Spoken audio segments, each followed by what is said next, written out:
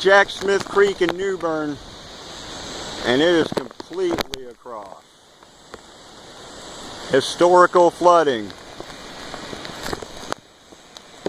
In the words of Trump, it's wet. The rain is very wet. Pierce Park is completely underwater, all the way down past the baseball field. It's gone.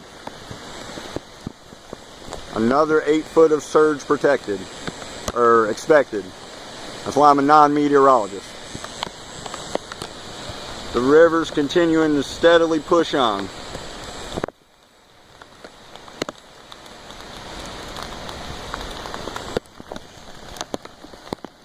The water is at my feet.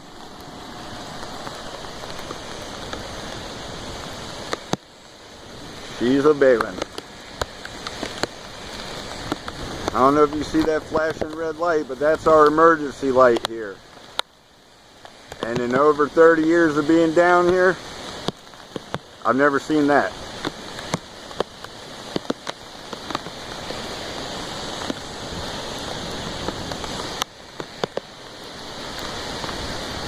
Reporting live for now in New Bern, Chief Non-Meteorologist Jeremy Trowbridge. Stay safe.